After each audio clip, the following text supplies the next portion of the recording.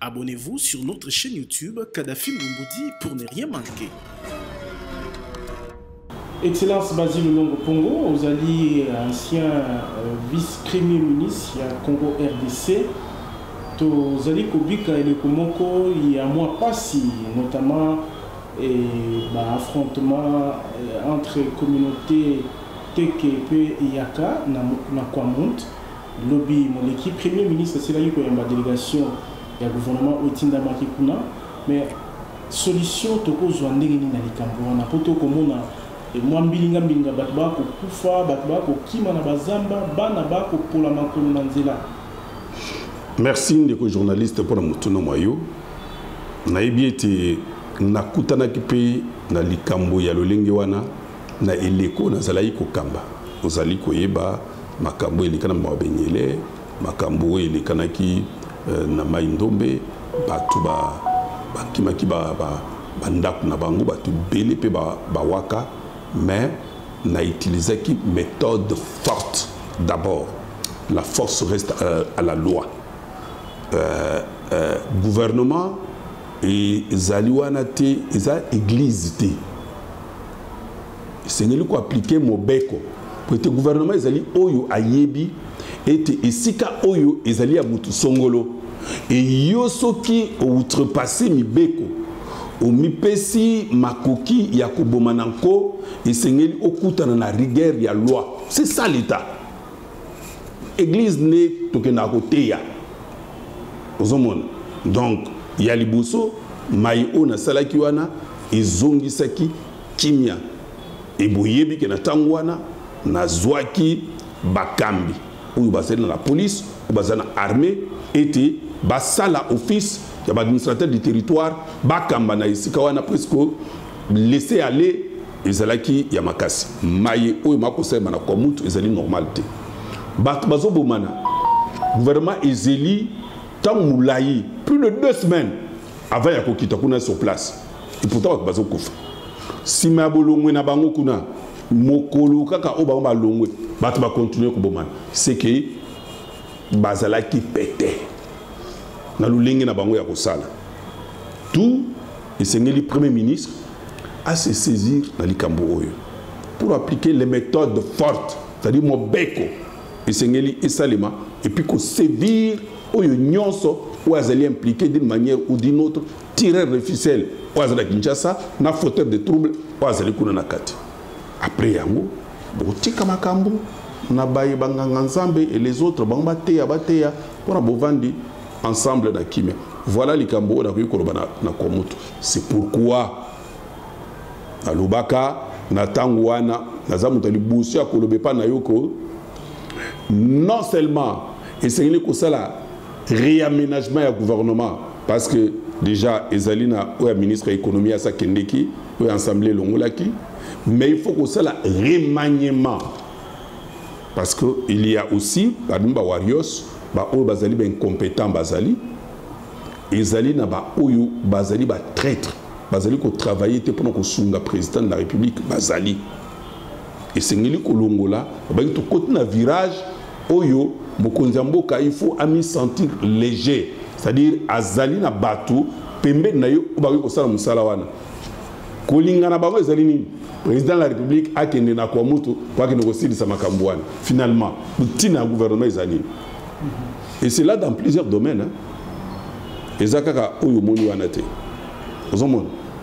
Comment bakolo ba awa keno Kinshasa 0 trou, mbongo bimi plus de 90%, ba trou Zakaka. Moussa na des années.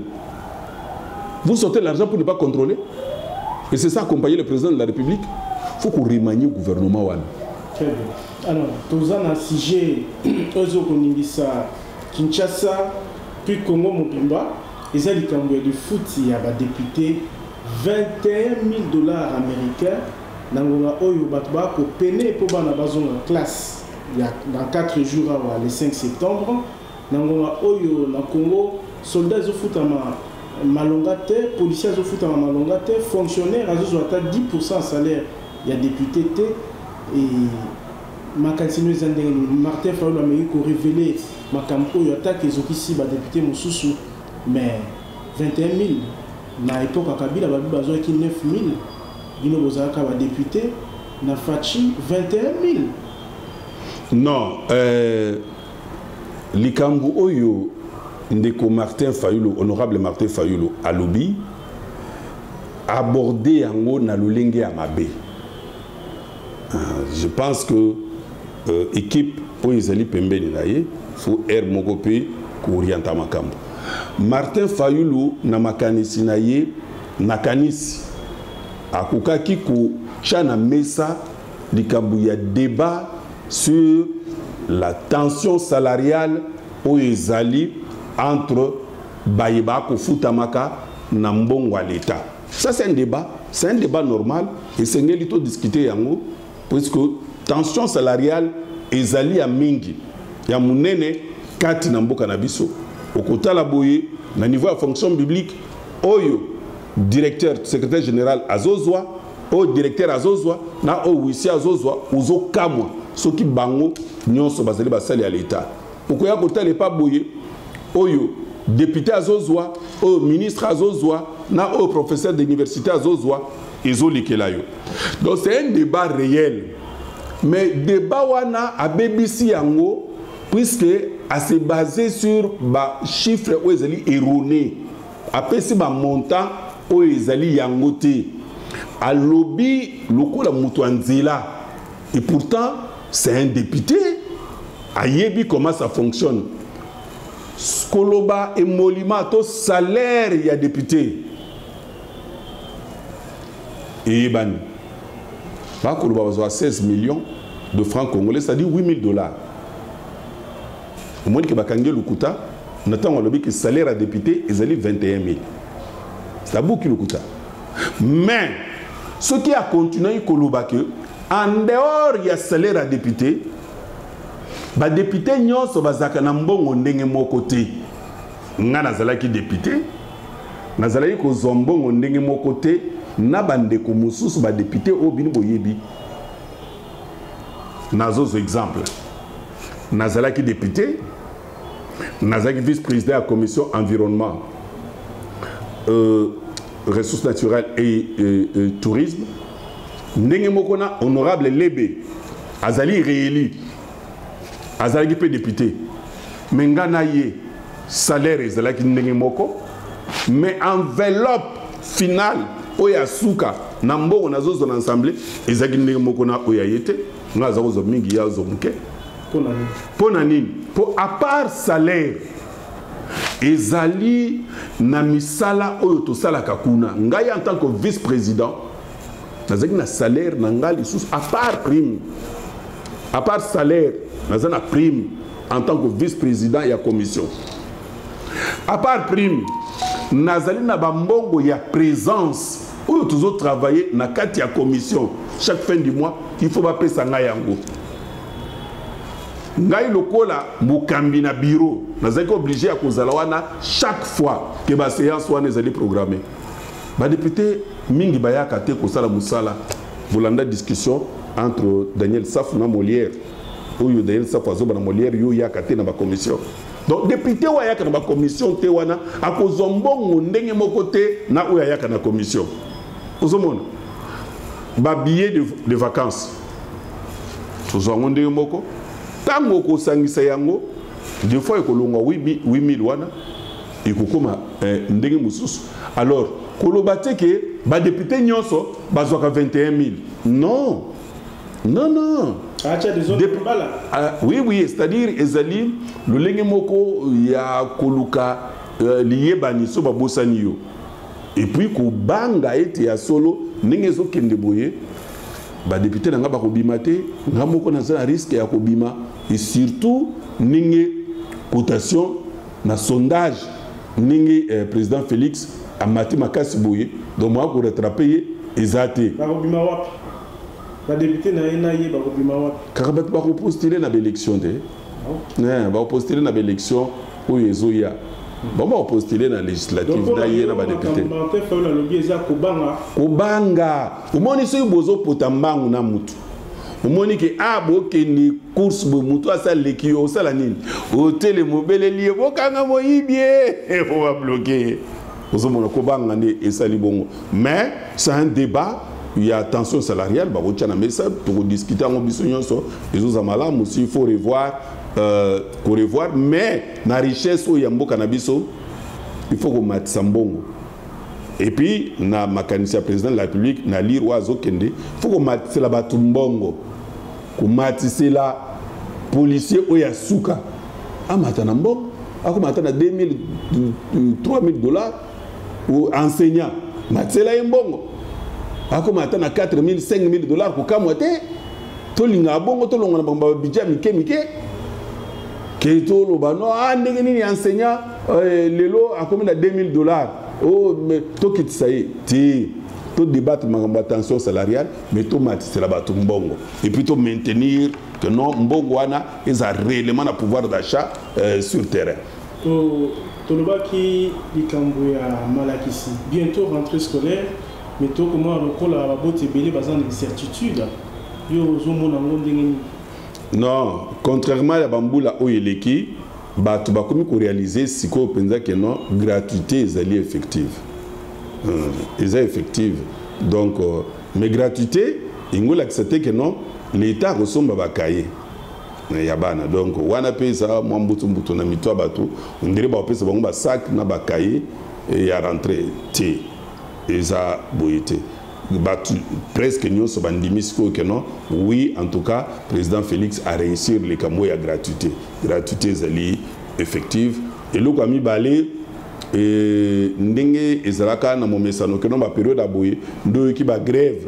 Nous, groupe collectif des enseignants de Ozoyo Kayangote, c'est que ma solo est à Malamu. Première gratuité on est au taïko futama mikolo yo et bazousa l'effort na ministre Tony Mwaba pour respecter maye oyo basolo là qui n'a pas enseignant quand bien même ils en a ba banque oyo tout ça ce sont des choses à vérifier et à punir. Il y a des banques oyo mbongo zo kende pour ba futa ba enseignant bazo futa ba enseignant na ngonga oyo longo banité wana sous ezama be.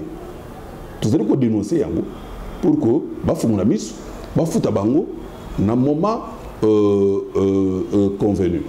Donc année oyo ekozala succès rentrer ekosalema malamu partout sur toute l'étendue de la République sauf na ba place oyo les groupes armés bazali ko déranger mais bientôt là ça sera fini. Bientôt aujourd'hui état de sécurité d'une année.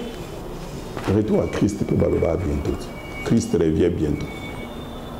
Et tu crois toujours. Crois.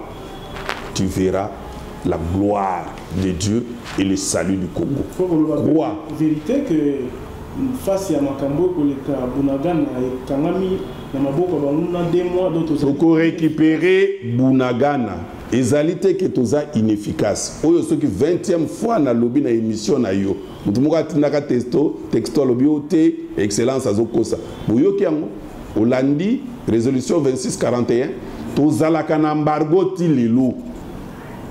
Mais pour ko contourner embargo wana ndozomona tozosala mayele nyonso wana. Balingaka ke noto déclarer guerre ouvertement na Rwanda. Mais tous les cas bango mayele. So de déclarer guerre ouvertement, bango ba ko utiliser ba arme o biso tozana ngoti ndeba nyata biso. Mais biso lo kwa tobi ke tozana embargo, na cessé tout ça ko travailler pour récupérer Bunagana. Embargo na soki zali levé na mukolo moko. Pour ridiculiser pour récupérer Rwanda. Tous les pays voisins, il y a RDC, tous les pays. Et j'ai dit même que non, avant même embargo à levé, si on met à contribution l'intelligence congolaise pour fabriquer des armes, il y a ma casse qui est bien. Donc contrôler guerre Rwanda, au Vandi Awa, na Kinshasa, mais aux Oyeba, qu'est-ce qui se passe na Bunagana Lelo? Ozomona bango, bango bomi bango. Nous pouvons le faire na Congo, mbalaboni na koloba yango pour que batu bayoka mbalaboni. Combien de fois je dois dire ça? Ça nous coûte quoi pour installer les nanosatellites? Nous avons l'intelligence ici dans ce pays. Mais toujours le bayango batu bazoyoka te, heureusement lobaka tokoloba kino bokoyo 793 kuluna, ça prouve que, et puis na biso to vivre na cité phénomène et refaire surface makasi déficit et à la poignée. Je vous dis, il faut appuyer le général Kassongo, n'a pas moyen. Il faut l'approcher.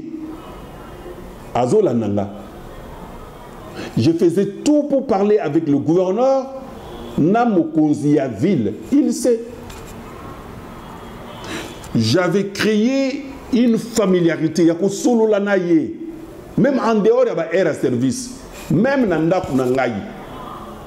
na bengiye poto solo là, tout réfléchir. Je me souviens à l'époque, mon frère que j'aime beaucoup, Kapiamba, qui me disait non, il faut utiliser d'autres méthodes, même à ta pour prendre les policiers jido pour babeta kamukato na bakuluna. Nabi non, ces gens tuent. Il faut utiliser des méthodes appropriées pour mettre fin à cette criminalité en milieu urbain. Et c'est ce qui a été fait.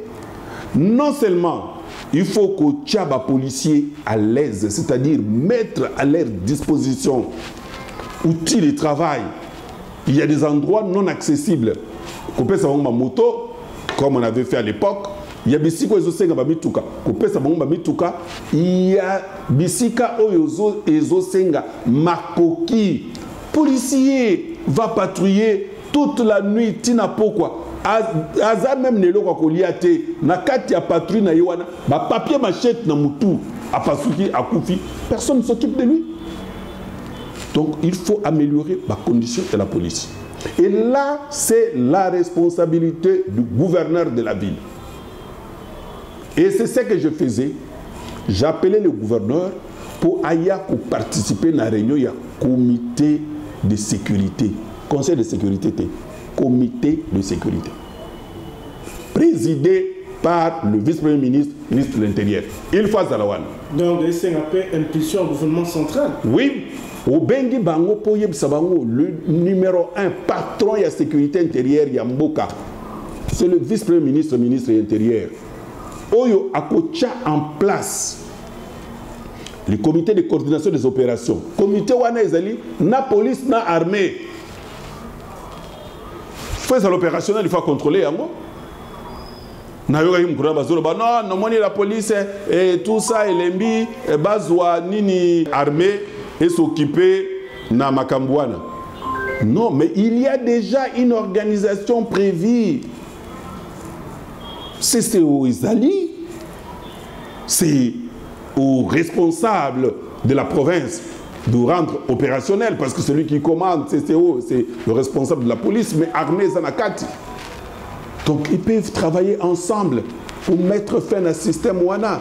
Et puis, j'avais donné de la valeur à responsable, les chefs de rue. Au le chef de quartier na jardin zoologique, na jardin botanique. Donc il faut qu'aux zongi sabatana qu'on paie sa bango valeur et puis qu'on paie sa bango mukumbawana pour travailler ensemble avec eux. Je n'étais pas le gouverneur, mais j'étais le ministre de l'Intérieur. Donc nyon soana ezo senga pour na kosilisa oyezali awa. Et na koke de musika et sengeli ko paie sa batu misala. Sinon il y a un cercle vicieux. Et comme il y a une ouverture, aujourd'hui le président de la République est en train de créer une armée de bâtisseurs. Oui, on les prend les 700, allez, direct.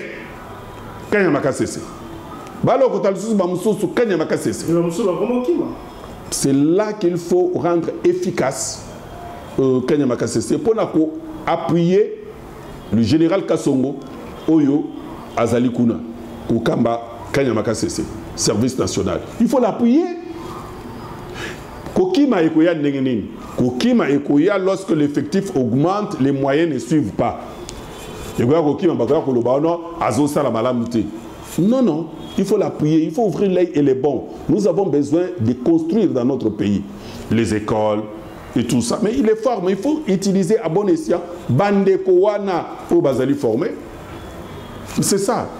C'est trivial. Est-ce que c'est compliqué ces choses? C'est compliqué pour ceux qui n'ont pas fait les études. Comment ça? Ben oui. Quand je dis là, ceux qui étaient à la faculté des sciences comprennent ce que j'ai dit. Merci. Merci. Abonnez-vous sur notre chaîne YouTube Kadhafi Moumoudi pour ne rien manquer.